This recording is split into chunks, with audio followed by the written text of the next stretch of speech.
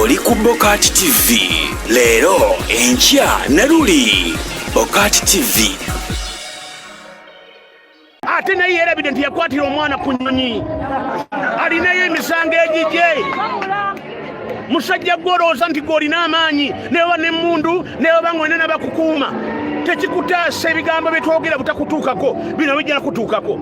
Okay, buterevu nkwaniriza nnyo ate ku Bokati TV. Nze Sula Ssenyonga webala kubeera mpozi ng'ate otuviinga webala kuwachinga webala kubeera mpozi ng'ate otugoberera mu mbeera yonna gye tulimu olunaku nga luno olwaleero. Njagala okubuuza ku Sale ogamba otya ne mbuuza ku Balige ya Hawa Alice Mukankubano nawe nkubuuzaako ne mbuuza ku Nakaja Betty ne mbuuza ku Mwanje Peter Tempozi n'abalala ne Smart Nakawes nawe bala kubeera mpozi ng'ate otugwera bulunyo Esther nawe bala kubeera mpozi ng'ate gy'oli nnyo nkubuuzaako bu video butandise okubeera nga bweyongera okujja.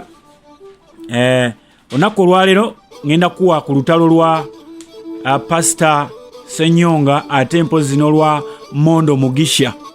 Otegeere Ssenyonga byayogedde ku Pastor Yiga ate byongedde okuzaala eminene. Yabadde alowooza nti oba akola ekintu nga kyakabampaane ne munnanga ate kivuddemu bibi. Kansooke nkuwe omukulu ono akubuuzeeko n'oluvannyuma tuyongereyo ne story.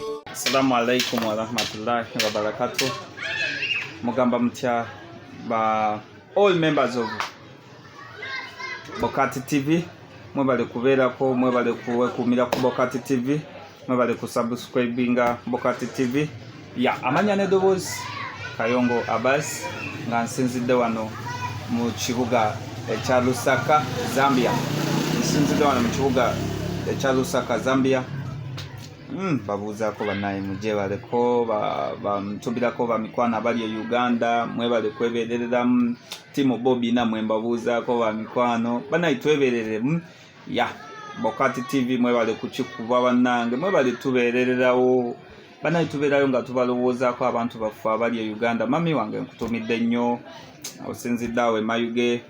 Mwenna ne madamu wange sikwerabidde munnange ng'oli Saudi Arabia. Tyo naye kenyini ali eyo awuliriza osobola okubeera ng'oweereza ka video ko ku noti 7548673435 ye namba yange eyita ku screen awo. Naawe osobola okubeera mpozi ng'obuuza ku bantu bo obatumireko era tusobola okubeera mpozi nga tugenda mu maaso. Kale kansooke nkuwe luno olutalo saagala ddu kunyumiza bunyumiza. Kansooke ndukuwe owulire omusumba bwawanda watuuse n'okubeera mpozi ng'ayogera oluniga asaze n'okubeera ng'ayogera olunigulo luli lwennyini olw'aba Jamaica.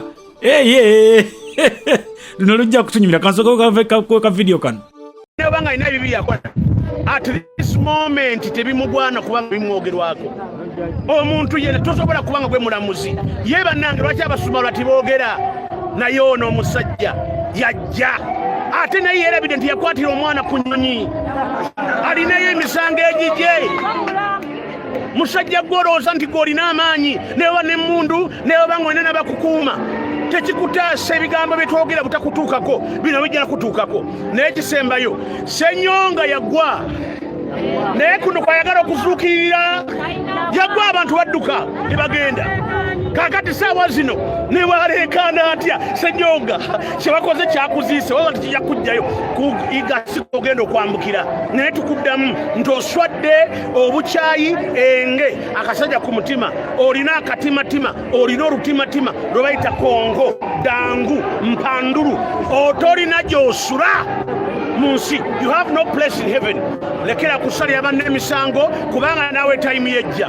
Bino ebikya ne byambuka ng'oli emmere ossa etayimu yi naawe egenda kujja. Naawe ojja kubanga tiwenyeenya tosinga aposoddeewo eyafa yeerwa kimugerwa mu kufa kwe kisigwa wafaamu.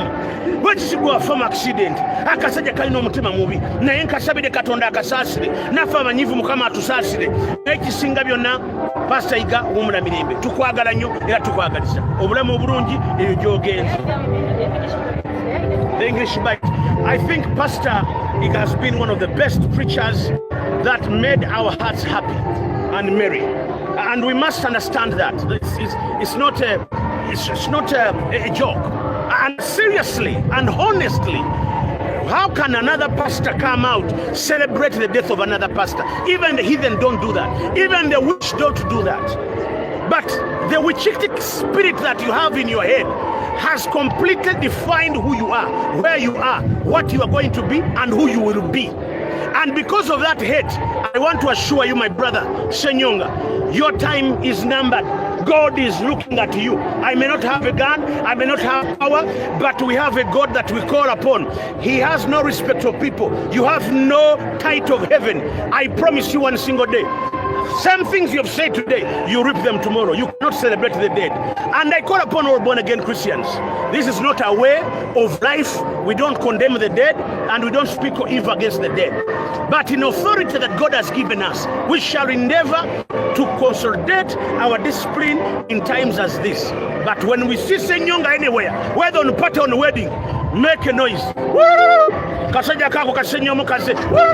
Huyo! Bona supermarket. Tujja kubora nekikato tukibore n'abana tubabore. We will make sure we boycott everything you do at this moment. But we are hurting and we are so saddened by the death of our brother Iga. It is so sad. May his soul rest in peace. Kagame ebigambo ebisemba mugambo oyo atabula Senyomo bwana sala kino kyenjagala gamba Senyonga baba yagala sala ngena ozimuwa muwadde obukadde ataana ajabu kime munaku kyekyogeza abanaku nkutawuza alwana za kinaku muwadde obukadde ataano Senyonga baba bwagala obukadde ataano nkwegayiridde n'olunaku lwa leero jangu mbukuwe osirikeko naye mmwe mwasuse ofuwala ng'omwana omuto Democrat.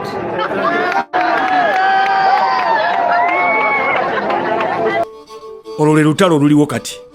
Gwe nno ojja kwebuuza lwaki olutalo lukudze nnyo. Olutalo lwa Pastor Senyonga ne Iga terutandise kati luvudde dda era kuva ddanga beesojja naye ng'entabo yonna ndowooza eva ku bagoberezi. Kubanga yatuuka n'okubeera kigambibwa mbu okusinda kuyiga ng'agamba nti batuuka n'okubeera nga bamuteekako emisango egitaliiyo yakwata abakazi simanya bikoze bitya emisango ne gimala ne gigwa butaka naye ng'agamba nti basumba banne baagiri emabega oba ontegeera bulungi nnyo.